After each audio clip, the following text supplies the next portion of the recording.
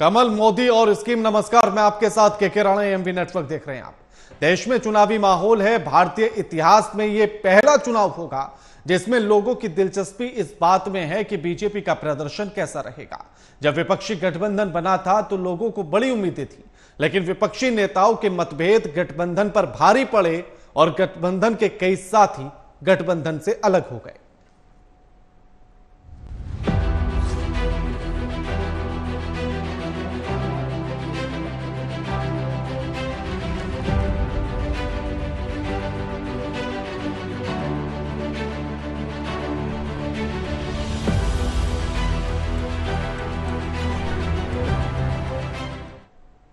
सारे देश की निगाह इस बात पर लगी है कि क्या बीजेपी पीएम नरेंद्र मोदी के नारे अब की बार 400 पार को हकीकत में बदल सकती है। अगर आंकड़ों पर नजर डाली जाए तो यह नारा कठिन ही नहीं बल्कि असंभव सा लगता है, लेकिन प्रधानमंत्री मोदी इतिहास रचने के लिए जाने जाते हैं और इसी मुद्दे पर आज हम चर्चा करेंगे। लेकिन उससे पहले यह रिपोर्ट देखिए।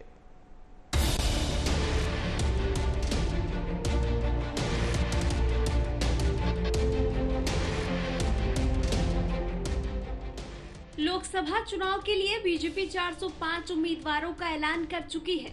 इस तरह बीजेपी करीब 90% उम्मीदवारों का ऐलान कर चुकी है। बीजेपी अब तक 100 सांसदों की टिकट काट चुकी है। बीजेपी 2019 में यही रणनीति अपना चुकी है। उस समय बीजेपी ने 99 सांसदों को दोबारा मौका नहीं दिया था। इस बार ये संख्या कुछ बढ़ सकती है।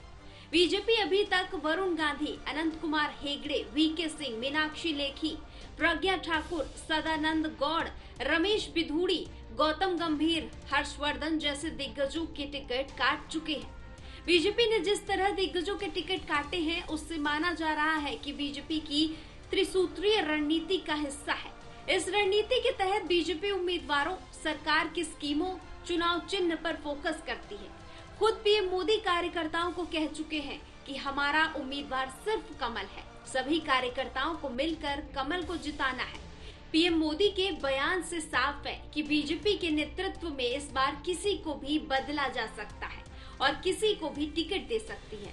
इसी रणनीति के तहत बीजेपी ने एक तरफ संदेश खाली में पीड़िता को उम्मीदवार बनाया, तो वहीं यूपी के मेरठ में अरुण गोविल, मंडी से कंगना रनौत को कैंडिडेट बनाया गया।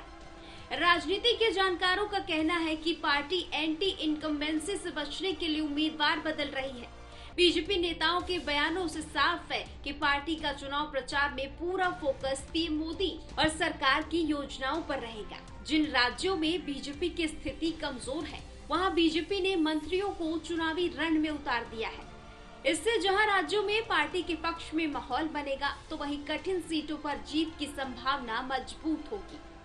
विकास प्रधानमंत्री नरेंद्र मोदी जी की गारंटी है। आज जो जनता का आशीर्वाद आपको अलवर में देखने को मिला है, वो मोदी जी की गारंटी को आशीर्वाद है। हम अलवर के गांव-गांव, हर ढाणी तक मोदी जी की गारंटी को लेकर पहुंचेंगे। बहुत सघनता के साथ 17 अप्रैल तक अपना चुनाव प्रचार अभियान यहां पर चलाएंगे। 19 अप्रैल को मतदान करेंगे और मोदी जी के जो 400 पार में अलवर की तरफ से भी एक कमल का पुष्प चढ़ाएंगे। आज मैं हृदय से सब अलवर के मेरे परिवारजनों को हृदय से मैं धन्यवाद उनके आज के आशीर्वाद के लिए देता हूं और अलवर का जो मेरे पे एक सेवा का संकल्प है, उसको पूरा करने की ताकत। मैं यहाँ मेरे से जो भी हो सकता है, राम जी ने एक छोटी सी सेवा दी है मुझे। पहली बात तो मैं अपने आप को उसके लिए उसमें प्रूव कर सकूं कि हाँ, उन्होंने ठीक आदमी को सेवा दी है और उसके बाद से जो भी होगा वो मैं इस धरती के लिए करूंगा, यहाँ के लोगों के लिए करूंगा, यहाँ के भाइयों और बहनों के लिए करूंगा। तो आप सबका सहयोग मुझे चाहिए होगा, उसके लिए मैं उम्मीद करता हूँ कि आप सबका सहयोग मुझे मिलेगा। नरेंद्र मोदी जी जो हमारा बशीरहाट से इतना एक गरीब औरत को ये जिम्मेदारी दिया है, एक टिकट देके, तो हम ये जिम्मेदारी पूरे तरफ से निभाएंगे। और हमारा इधर जो बशीरहाट से जो 7 विधानसभा है, उसके वही सभा के अंदर एक संदेशखाली में जो अत्याचार हो रहा है माँ बहन के साथ, सब माँ बहन के साथ हम लड़ेंगे और माँ बहन अपने अपने के लिए लड़ रही है और उनकी लड़ाई आगे जाएगा। हाँ, उनका लड़ाई आगे जाए ये कोशिश मैं करूंगी। बीजेपी 400 पार के नारे की हकीकत में बदलने के लिए रणनीति के तहत काम कर रही है। बीजेपी के पास इस समय पीएम मोदी का चेहरा और अपील अमित शाह के रूप में कुशल रणनीतिकार है, जिनके पास विपक्ष के हर सवाल का या कहें कि चाल का जवाब है। Bureau report, MV network.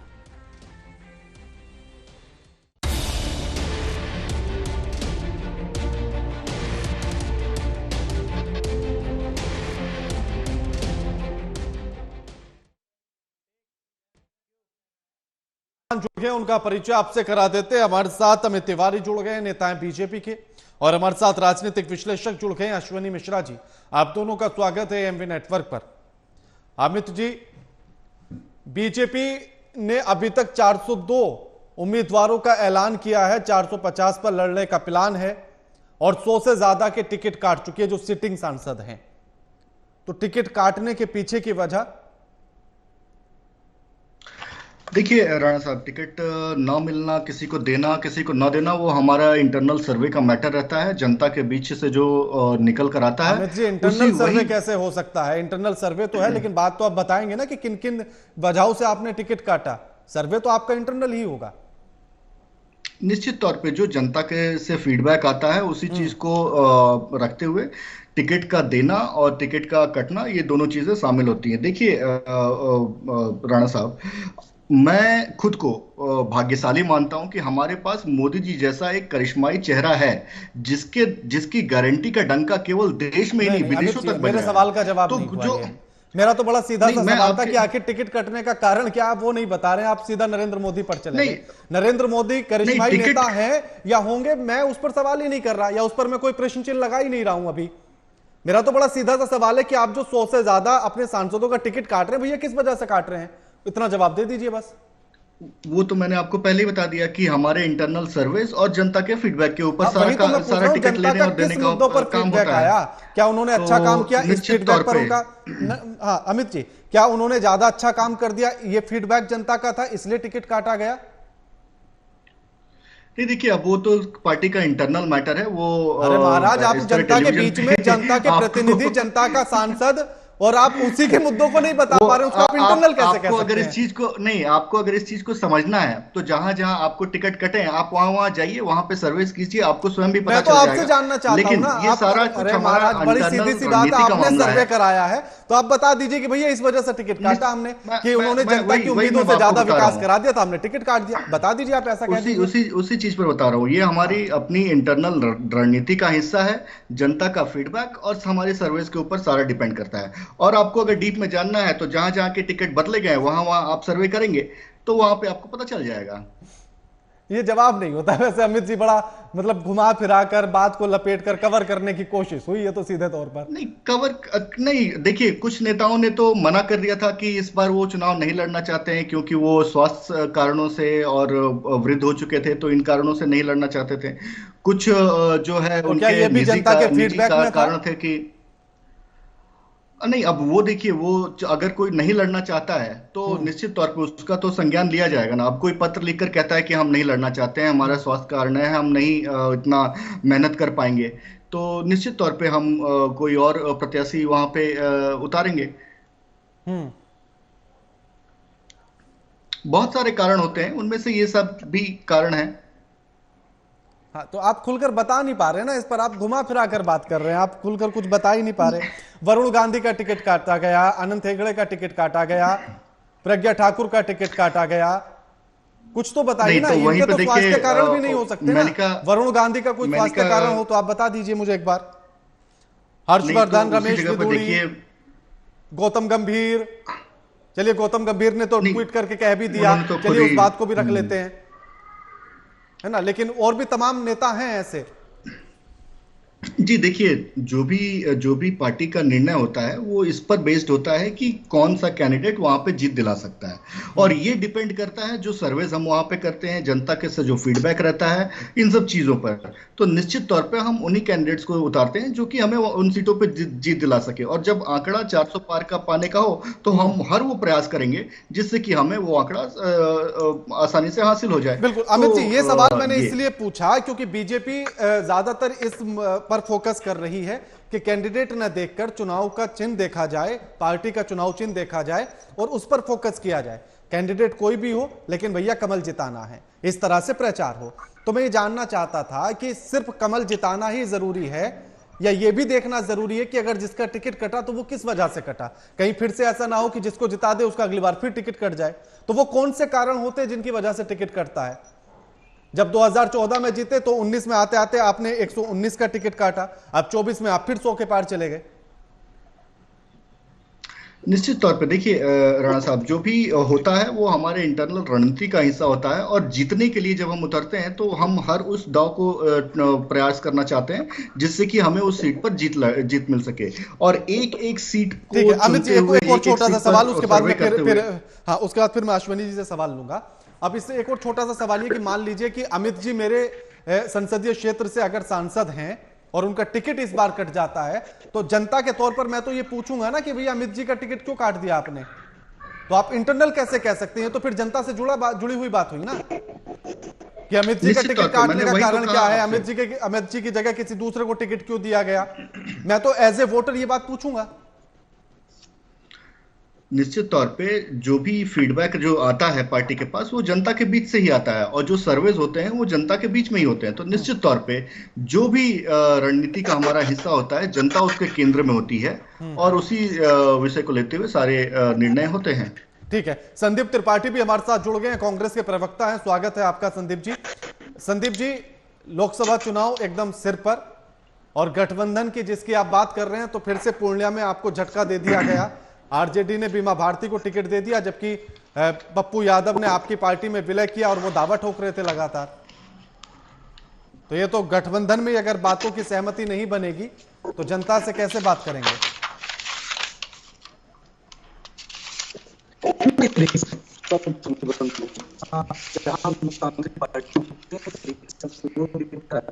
Sandeep ji का एक बार ऑडियो देखिएगा, पीसीआर टीम जी। संदीप जी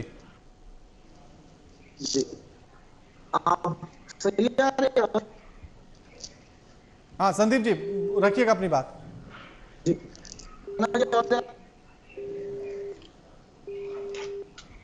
ठीक है, मैं लौटता हूं संदीप जी आपके पास इसी सवाल के साथ। कुछ टेक्निकल प्रॉब्लम आ रही है। अश्वनी जी, बीजेपी फोकस कर रही है कमल पर, बीजेपी फोकस कर रही है मोदी के चेहरे पर और कह रही है कि करिश्माई नेता हैं। बीजेपी फोकस कर रही है कि भाई बीजेपी की जो योजनाएं हैं वो बहुत जबरदस्त हैं, तो इस आधार पर दे दीजिए। तो क्या जनता ये सवाल नहीं करेगी कि 100 से ज्यादा सिटिंग एमपीज का जो आपने टिकट काटा है वो किस वजह से काटा है? एक बार वो भी तो जरा जनता को बताया जाए। जी, अगर आप बीजेपी के दावे देखेंगे और बीजेपी के एक्शन देखेंगे तो आपको थोड़ा विरोधाभास तो लगेगा। कैसा विरोधाभास? एक तरफ आप बोलते हैं कि आपने बहुत डेवलपमेंट किया है और बाकी आपने 100 लोगों का टिकट काटा है। आप किसी का टिकट कब काटते हैं? जब आपको लगता है एंटी इनकम्बेंसी के चांसेस हैं। एंटी इनकम्बेंसी कब होती है? जब आपने कहीं डेवलपमेंट करने में कोई कमजोरी रही होगी। तो ये दोनों विरोधाभास चीजें हैं कि आप अगर एंटी इनकम्बेंसी के डर से नहीं टिकट काट रहे हैं तो कारण बताएं, क्योंकि आप सिटिंग एमपी का टिकट क्यों काटेंगे? दूसरा, आप बीजेपी के नेताओं के बयान सुने। कल कंगना रनौत बयान दे रही थी कि हम अपने काम से नहीं जीतेंगे, मोदी जी के चेहरे से जीतेंगे। इसमें कोई दो राय नहीं है कि बीजेपी है मोदी जी के चेहरे से ही जीत रही है। बट विषय यह है कि क्या सिर्फ मोदी जी के चेहरे से ही चुनाव होना चाहिए? क्या चुनाव के मुद्दे डेवलपमेंट नहीं होने चाहिए? क्या चुनाव के मुद्दे शिक्षा और रोजगार नहीं होने चाहिए? सबसे इंटरेस्टिंग बात राणा जी ये है कि इन मुद्दों को हमारे विपक्षी दल भी नहीं उछाल रहे हैं, वो भी सिर्फ मोदी जी पर ही कमेंट कर रहे हैं। जो कोर विषय हैं चुनाव के, वो विषय पर कोई चर्चा ही नहीं हो रही है। मोदी जी ने 22 जनवरी को राम मंदिर का उद्घाटन किया, राम मंदिर की प्राण प्रतिष्ठा की, वो विषय इतना स्ट्रांग नहीं बन पाया तो वो अरुण गोविल जी को टिकट दे दिए।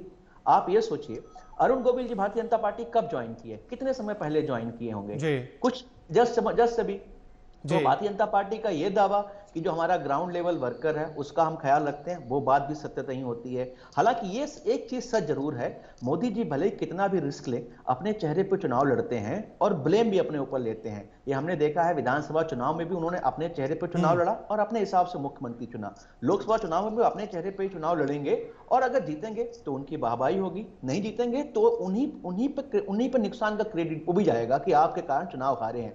तो वो उस रिस्क लेने की क्षमता रखते हैं और कहीं कहीं चुनाव जीतने की क्षमता भी रखते हैं। आकलन विपक्ष को करना है कि ऐसा क्या हो गया है कि चुनाव मुद्दा विहीन हो गए हैं। ये पहला ऐसा चुनाव जिसमें कोई मुद्दा ही नहीं हो रहा, जिसमें चुनाव में मुद्दे की बातें की जा रही हैं। जो कोर मुद्दे हैं, रोटी कपड़ा मकान स्वास्थ्य और रोजगार, इनकी कोई बात ही नहीं कर रहा है। बात किसकी हो रही है?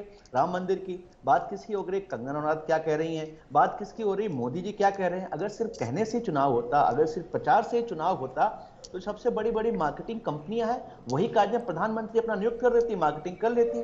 जनता के सरोकार वाले विषय ना भारतीय जनता पार्टी उठा रही है और ना विपक्ष उन पर घेर रहा है। विपक्ष आपको नहीं दिख रहा है ग्राउंड पे, मैदान में, रोड पे रैलियां देते हुए, धरने देते हुए। एक अकेले राहुल गांधी हैं जो बेचारे इधर से उधर दौड़ रहे हैं। बाकी विपक्ष मुझे लगता है कहीं ना कहीं एक तरीके से क्या अश्विनी जी इसका एक कारण ये भी हो सकता है क्योंकि अभी तो वो अपने गठबंधन की उलझनों से ही नहीं सुलझ पा रहा है, तो फिर असली मुद्दों को उठाएगा कैसे?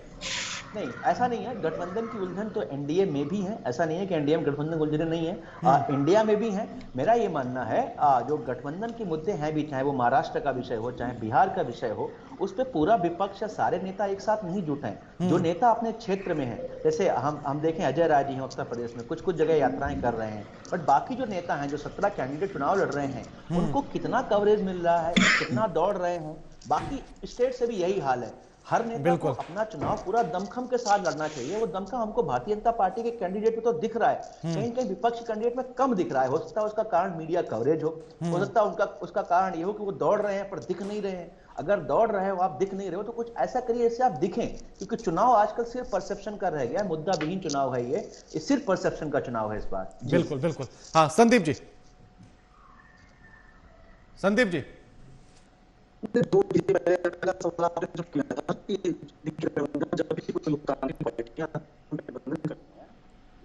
नई बात है।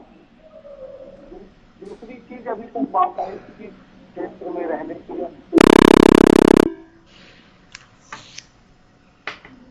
संदीप जी का ऑडियो क्लियर नहीं हो पा रहा है, एक बार टेक्निकल टीम देखे जरा। मैं लौटूंगा संदीप जी। आप जोड़ो यात्रा के माध्यम से 35 किलोमीटर उन्होंने यात्रा की। उसके बाद जो है आप देखिए दूसरे राउंड में उन्होंने 6000 किलोमीटर से ज्यादा की यात्रा की। तो और कैसे सड़कों पे निकला जाता है? बेरोजगारी का मुद्दा उन्होंने उठाया, आर्थिक असमानता का मुद्दा उन्होंने उठाया, आर्थिक अन्याय का मुद्दा उन्होंने उठाया। जो है ऐसा कौन सा इशू है जो है कांग्रेस नहीं उठा रही, लगातार उठा रही। अब बात आती है कवरेज की। बिल्कुल ये हमारे साथ अन्याय हो रहा है। अश्विनी जी आप खुल के नहीं बोल पा रहे हैं, लेकिन मैं खुल के बोल दे रहा हूँ। जिस तरीके से मेन स्ट्रीम मीडिया अब 700-3100 करोड़ रुपए उसको अगर फंडिंग होगी तो भाई हमारे पास तो नहीं है कि हम उनको विज्ञापन के लिए 731 करोड़ रुपए के चैनल को दे दें, हम नहीं दे पाएंगे। लेकिन वो अपना जो लोकतांत्रिक कर्तव्य होता है वो भूल गए हैं, वो स्थान नहीं दे रहे हैं। तो वो उस बात को वो समझे और जनता देखे, और जनता समझदार है, वो देख रही है कि किस तरीके से एक ही व्यक्ति का चेहरा बार बार टीवी पर फ्लैश किया जाता है। भाई आप राहुल गांधी का जैसे अभी हम लोग डिबेट कर रहे हैं, हम अभी कम से कम 20 बार में मोदी जी का चेहरा देख चुका, हमारे राहुल जी को क्यों नहीं? तो ये तो अब कांग्रेस तो नहीं कह सकती कि चैनल मालिक के जो है सर पर या संपादक के जो है सर पर बंदूक रख के भैया। संदीप जी अब मेरे सवाल पर भी आ जाइए। सर आपके ही सवाल पे हैं, बाहर नहीं है। अब बात आती है 400 पार की। 400 पार कैंडिडेट उधार, सारे कैंडिडेट इनके उधार के हैं। हरियाणा में 11 प्रत्याशी इनके चुनाव लड़ रहे हैं, 6 दूसरी जगह से आए हुए हैं। आज 143 सांसद ऐसे हैं जो भाजपा से जो है कोर भाजपा के हैं, बाकी 160 सांसद जो है वो दूसरी पार्टियों से आए हुए आयातित प्रत्याशी हैं। आप देखिए कि एक सत्ता पक्ष जो कि कहता है कि हम मोदी जी के चेहरे पर लड़ते हैं, मोदी जी 56 इंची शेर है, तो क्या संदीप जी पूर्णिया सीट पर भी उलझ गया है मामला गठबंधन का, उस पर भी थोड़ा सा बोल दीजिए। अरे सर पूरे नहीं, पूरी देश की बात कर रहे हैं, आप एक सीट की बात कर रहे हैं। तो सर अब मसला ये है कि कांग्रेस से कोई व्यक्ति जा रहा है और जिसको आप भ्रष्टाचारी और दुराचारी और क्या क्या बोल रहे हो, आपके यहाँ जाता है उसको टिकट मिल जाता है। ये नहीं, तो संदीप जी एक कमेंट पूर्णिया पर भी कर दीजिए कि वहां आकर भी गठबंधन में पेंच फंस गया है। उनको सोचना चाहिए कि भारतीय जनता पार्टी उनके साथ अन्याय कर रही है कि न्याय कर रही है। संदीप जी कोई कांग्रेस से आता है उसको टिकट मिल जाता है। संदीप जी भारतीय जनता पार्टी का संदीप जी दरी बिछाने के लिए है, संदीप जी पूर्णिया सीट पर आकर इंडिया गठबंधन का पेंच फंस गया है। आरजेडी ने बीमा भारती को उतार दिया है और दावा पप्पू यादव कर रहे थे और इसी शर्त पर कांग्रेस में शामिल भी हुए थे। नहीं, अब कौन सी शर्त पे शामिल हुए थे, कौन सी सीट पर बात हुए थे, क्या पप्पू यादव जी ने अपना कोई बयान जारी किया? अभी ऐसी कोई बात नहीं है ना। अब हमारे अंदर क्या बात हुई है उसको तो हम जान रहे हैं, या आरजेडी जान रही है, या पप्पू यादव जान रहे हैं। आप कयास लगा रहे हैं, एक कयास के आधार पर बहुत बार ऐसा होता है। ये पप्पू यादव ने खुद कहा था कि अगर मुझे पूर्णिया सीट पर उतारती है कांग्रेस तो मैं उनके साथ अपनी पार्टी का विलय कर लूंगा, और आप कह रहे हैं कि ऐसा कोई बयान दिया था क्या? नहीं, वो बिना शर्त के आए थे, कोई शर्त उन्होंने नहीं रखी थी। उन्होंने लोकतंत्र को बचाने के लिए और जिस तरीके से भारतीय जनता पार्टी की हिटलरशाही और तानाशाही है, जिस तरीके से नीतीश कुमार जी लगातार बिहार में जो है सुशासन के नाम पर 17 साल और ये लगभग 20 वर्ष से लूट कर रहे हैं, उस लूट के खिलाफ वो जो है कांग्रेस में आए और कांग्रेस में अपनी पार्टी का विलय किया। उनका एजेंडा ये था। ठीक है। जब कोई बड़ा उद्देश्य होता है तो उसमें शर्तें नहीं होती हैं सर। ठीक है अमित जी। और भारतीय जनता पार्टी इतनी मजबूत है, तो एक सवाल है छोटा सा कि अगर इतनी मजबूत है तो कांग्रेस या किसी अन्य पार्टी से तुरंत ज्वाइन करता है, तुरंत टिकट कैसे दे रहे हैं? क्या आपके पास प्रत्याशी नहीं है क्या? ठीक है अमित जी, 100 से ज्यादा का टिकट कटेगा, लेकिन कई तो ऐसे हैं जो 8 बार जीते हैं, 6 बार जीते हैं, 5 बार जीते हैं, 3 बार जीते हैं। मेरठ वाले राजेंद्र जी भी 3 बार जीते थे, अरुण गोविल जी को अब टिकट दे दिया गया। बरेली वाले गंगवार जी 8 बार जीते जी। तो उन पर फीडबैक कैसा आया जनता का? नहीं देखिए राणा साहब, हमारे लिए नेशन फर्स्ट, पार्टी सेकंड और सेल्फ लास्ट होता है। जो पार्टी का निर्णय होता है, पार्टी कहती है आज लड़ना है तो उस सीट पर जाकर लड़ेंगे, पार्टी कहता है कोई मैं पार्टी की उस पॉलिसी पर तो आ ही नहीं रहा। मैं तो ये जानना चाह रहा हूं कि उनका टिकट क्यों कटा? 8 बार जो सांसद रह चुका हो, 6 बार जो रह चुका हो, 5 बार जो रह चुका हो, जनता इस बार क्या फीडबैक दे रही है उनके बारे में? और 8 बार या 6 बार सांसद का फीडबैक गलत कैसे? नहीं, निश्चित तौर पे फीडबैक अच्छा ही रहा होगा। जैसा कि मैंने पहले कहा, ये हमारी रणनीति का हिस्सा है और निश्चित तौर पे अगर आपको यानी कि आप अमित जी ये कह रहे हैं कि अच्छा फीडबैक था लेकिन हमने टिकट काट दिया क्योंकि अच्छा फीडबैक था इसलिए? नहीं, इसका ये पार्टी का निर्णय होता है राणा साहब, और हमारे यहाँ पार्टी का निर्णय जो होता है वो सर्वोच्च निर्णय होता है और उसी पर हर एक कार्यकर्ता को काम करना पड़ता है। और इसमें प्रधानमंत्री मोदी जी भी उसी कैटेगरी में आते हैं। तो जो पार्टी का निर्णय होगा वही कार्यकर्ता करेगा और यही होता है। दूसरी क्या कमल मोदी और स्कीम है जो 400 पार जीत दिलाएगी? निश्चित तौर पे, जैसा कि मैंने कहा कि प्रधानमंत्री जी जैसा करिश्माई नेतृत्व हमारे पास है, जिनकी गारंटी का डंका देश में ही नहीं विदेश में भी बजता है, तो 400 पार तो निश्चित तौर पे आना है। अब देखना यह है कि वो 410 होता है, 412 होता है या 450 होता है। डिबेट सिर्फ इसी बात की है। और दूसरी बात जहां तक रही कि जो अभी अश्विनी जी कह रहे थे, देखिए जो अगर आप कमरे से बाहर नहीं निकलेंगे, अगर आप एसी कमरे में बैठे रहेंगे, डाइनिंग हॉल डिस्कशंस करते रहेंगे, तो समझ में नहीं आएगा कि जनता। आप गलियों पे निकलिए, आप चौक चौराहों पे जाइए, आप चाय के नुक्कड़ों पे जाइए, वहां पे सिर्फ एक ही बात चल रही है कि मोदी जी की गारंटी के आगे सबकी गारंटी फेल है। अभी बात हो रही थी मीडिया कवरेज की, और संदीप जी ने तो आप पर भी आरोप लगा दिया कि आप दिखा नहीं रहे हैं राहुल गांधी जी को। तो देखिए ये किस तरीके से हर एक चीज को आप चाहे वो इनका जो पैसे इन्होंने इलेक्टोरल बॉन्ड के माध्यम से लिए, वहां से ये पैसा भी लेंगे लेकिन इसको ये गलत भी बताएंगे। दूसरी बात, भ्रष्टाचार भी ये करेंगे, कार्रवाई होगी तो फिर उसके बाद दोषी मोदी जी को बताएंगे। ठीक है अमित जी समय भी कम है। अश्विनी जी आप, मैं उसके बाद आ रहा हूं। संदीप जी आप ही के पास आऊंगा। संदीप जी आप ही के पास आऊंगा। अश्विनी जी आप कुछ कहना चाह रहे थे?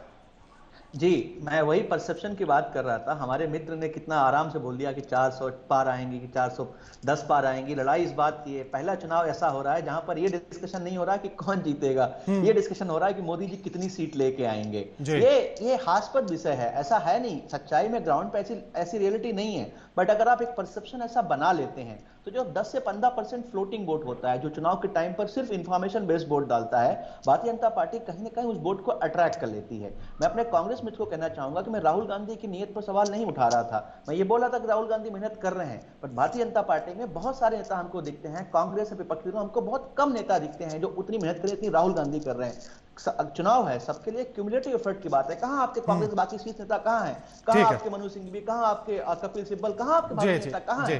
ये बात समझनी होगी विपक्ष को। बिल्कुल बिल्कुल। हाँ संदीप जी, आप कुछ कहना चाहते हैं? 30 सेकंड। हाँ अमित जी, समय कम है। अमित जी समय कम है। हाँ संदीप जी, बात रखिए अपनी। नहीं, देखिए, हमारे मल्लिकार्जुन खड़गे जी लगातार निकल रहे हैं। ये कहना आपका, बहुत सारे नेता हमारे राष्ट्रीय स्तर के निकल रहे हैं, लेकिन आप कपिल सिब्बल जी की बात कर रहे हो, कांग्रेस कब की छोड़ चुके हैं। अब शेख मनोज सिंघवी जी मोस्टली जो है वो एक लायर हैं, कांग्रेस पार्टी के मसलों को देखते हैं। तीसरी चीज, अभी भ्रष्टाचार की बात हो रही है, तो मैं तो भाजपा के बेशर्मों से सिर्फ एक सवाल पूछना चाहता हूं कि भाई, भ्रष्टाचार की बात करते हो, आपने बेशर्मी के साथ जिन जिन पर आरोप लगाया सबको अपनी पार्टी में कैसे शामिल कर लिया? 10 साल में एक नाम बता दो जिसको आपने सजा करा दी हो भ्रष्टाचार के आरोप में। नहीं करा पाए तो क्यों? क्या सिर्फ टेप रिकॉर्डर बजाने से काम चल जाएगा? क्या नहीं चल पाएगा? संदीप जी, अब एक और सवाल, लास्ट सवाल, 30 सेकंड आपके पास। हाँ संदीप जी, मेरे पास भी समय कम है। सवाल ये कि क्या आपको नहीं लगता कि कांग्रेस बहुत स्लो चल रही है? 280 सीटों के आसपास लड़ना है उन्हें, लेकिन अभी 192 के आसपास ही उन्होंने नाम का ऐलान किया है। सर, जिनको तो 400 पार लड़ना है, वो तो सर अभी जो है 400 की टिकट ही नहीं घोषित कर पाए हैं, उनकी पहले बात करिए। नहीं तो 450 पर बीजेपी को लड़ना है और 402 उन्होंने ऐलान कर दिए हैं।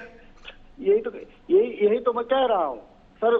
दूसरी चीज, एक मजेदार बात मैं कह दूं, सर लास्ट पॉइंट रख दूं, कि 370 ये कहते हैं कि हमारी आएगी और 30 गठबंधन के साथियों की आएगी। तो मतलब क्या गठबंधन के साथियों को ये जो है एक एक टिकट देंगे क्या, या उनको ये मानते हैं कि कुछ है ही नहीं है? ठीक है, शुक्रिया आप सभी मेहमानों का हमारे साथ इस चर्चा में जुड़ने के लिए और ये तमाम बातचीत करने के लिए। लेकिन बीजेपी का फॉर्मूला है कमल, मोदी और मोदी की स्कीम, और इसी के आधार पर पूरा चुनाव लड़ना चाहती है और इसी के आधार पर यह दम भर रही है कि 400 पार सीटें आएंगी। लेकिन ये कितना संभव हो पाता है, ये देखना होगा। लगातार खबरों के लिए देखते रहिए एएमपी नेटवर्क। नमस्कार।